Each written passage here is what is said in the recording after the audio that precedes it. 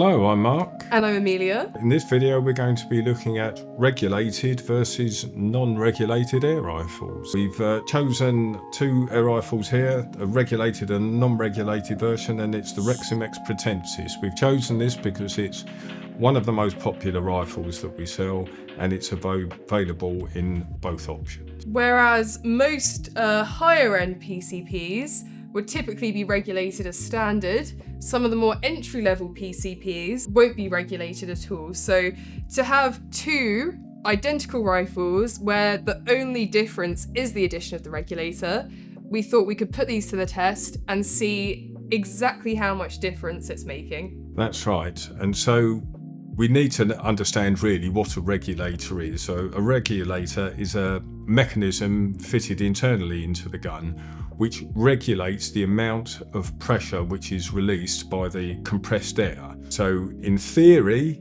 we're going to get more consistent shot count, we're going to get more consistent accuracy, and generally more efficiency. So the theory behind it is that we should be getting more shots per fill out of our rifle than in an unregulated version. So looking at the two rifles side by side, there isn't an awful lot of difference between them. Really, it's the addition of the second gauge on the regulated rifle.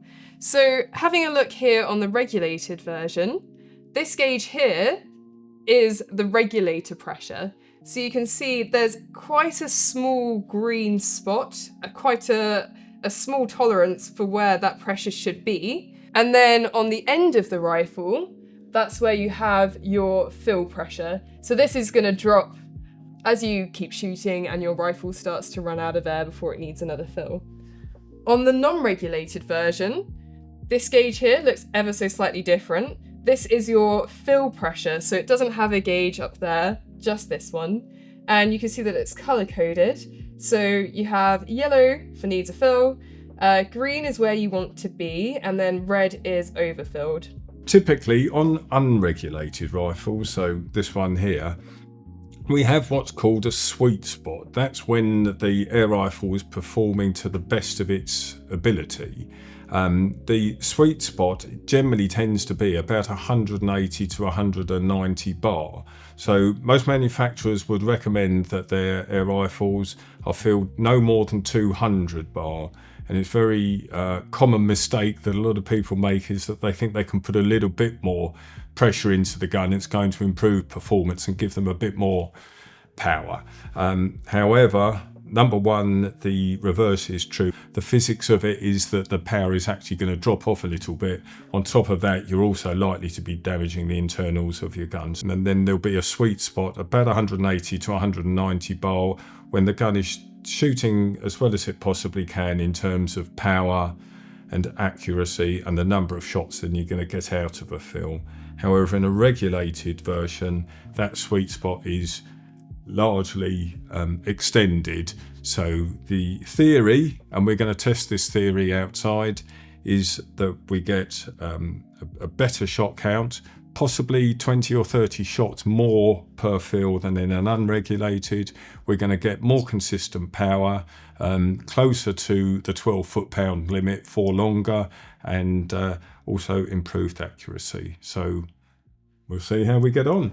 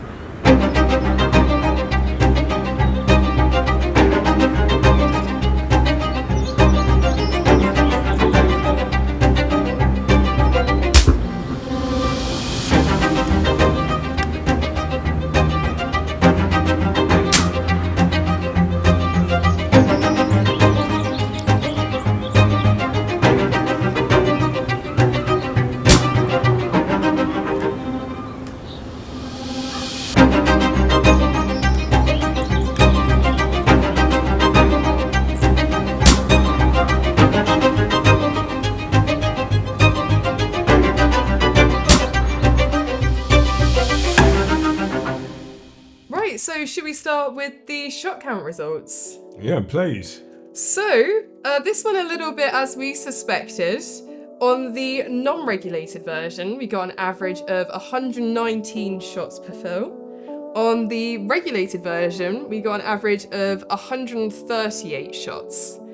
Again, it's a little bit open to interpretation exactly how low you can go with the non-regulated, but it was really before we started noticing a big drop in power and consistency.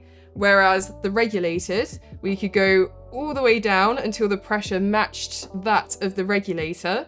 Once you start to drop below that, your pellet drops. It is a considerable difference. So of the 119 shots that we were able to get out of the non-regulated, how many of those did we notice a fairly considerable drop-off on? Probably once we started getting to the last 30 or 40, I would say. Yeah. It did start to creep down a little bit, and then right at the end, that's when we were struggling. Yeah, so about 80 to 90 shots close to the full power before it really noticeably starts to drop off. And I think if you look at the specifications of the Pretensis, it does actually come up as saying 140 shots. But manufacturers are a little bit notorious for overestimating. So 119 is what we found in the non-regulated. Yeah. So when the manufacturer says 140 with a regulated, you're pretty close on. Yes. So let's move on to accuracy. And in the non-regulated rifle, both of these targets were shot at 25 yards. I was pretty happy with the groupings. This particular target here was roughly around the sweet spot of the rifle. But as you can see, nice tight groupings. We did try it with a few different pellets, and we did settle on the Air Arms 452, which we used in both of these rifles. And then moving on to the regulated target, we do have a few flyers around the edges. You can see the paper's gone the other way, so ignore the bounce backs. I think our target holder's getting a bit rounded and needs a replace. But if you look at the groupings of the pellets here, again, nice and tight. This might be a tiny bit closer grouped than the other, but there's not an awful lot in it. We did notice that, as suspected with the unregulated, once we started to drop down, particularly below 130 bar, that's when it started becoming a little bit more difficult to get those tight groups. But at 180, 190 bar, I'd say accuracy-wise, these were doing pretty comparatively. Yeah, so that's two of the three factors that we've looked at. So we've looked at accuracy and we've looked at shot count. Accuracy is looking very close together, really, so not a huge benefit extra in the regulated. Shot counts, though, a fairly substantial difference.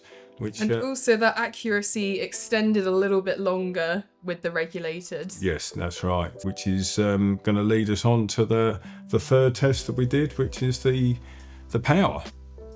So if we have a look at the chronograph results, we won't include absolutely all of them. So for the non-regulated, the chronograph results that you can see are, again, whilst the rifle was around its sweet spot, around the 180 bar mark. Even at that point, there's still a noticeable difference between the two models, isn't there? Getting an average of a slightly higher power from the regulated, and less differences between shots as well.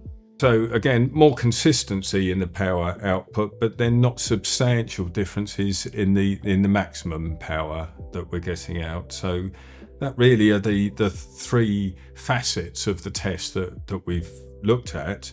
The other important thing that we haven't mentioned yet is the price differential. Yes. So it's around £100 price difference on a Reximex Pretensis. So as Amelia said earlier in the video, The more expensive rifles all tend to come regulated. The cheaper ones tend to not come regulated.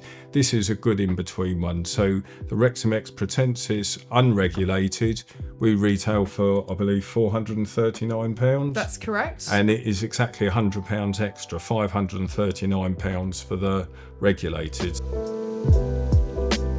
So the question is, Amelia, for £100, is it worth going regulated? I would say, if you're going for the regulated version, you're really going to be extending the usable range of your rifle. So if you're someone that does need shot-on-shot consistency, someone that does a little bit more shooting as well, the regulated might be a good choice. That being said, the unregulated, whilst it was sort of around the 150 to 200 bar mark, did perform a little bit better than we were expecting. The accuracy is still incredibly good. Chronograph results maybe a little bit more favoured to the regulated, but the main difference is going to be that extra shot count, and also the fact that even when you're at the end of those shots, the regulated is still going to be performing just as well as the first few shots. Yeah, in actual fact, I think I would summarise by unregulated rifles are a great place to start. It's not making a huge amount to your difference, but if you're going to be a really enthusiastic shooter, use your rifle a lot, then the benefit of having that extra shot count is that you're not going to need to fill your rifle as much. So if you're using a dive bottle to fill, for example, a 5 litre bottle, you'll probably get about 15, maybe 20 fills out of a regulated one, whereas it may be only 12 to 15 out of a non-regulated. So that's going to mean more trips down to the dive shop or wherever you go to get your bottle topped up. So that's something else to bear in mind. And I think to have a regulated rifle that performed kind of as well as it did for the £539 mark, if you are looking to dip your toes into something that is regulated, the Pretensis might be a good starting point. Yeah, well, I think that's a good summary of the comparisons there. So thank you very much for watching our video, and safe and happy shooting. Thanks for watching. If you enjoyed the video, please like and subscribe. And if there are any other video ideas you want us to cover in the future, let us know by dropping us a comment below.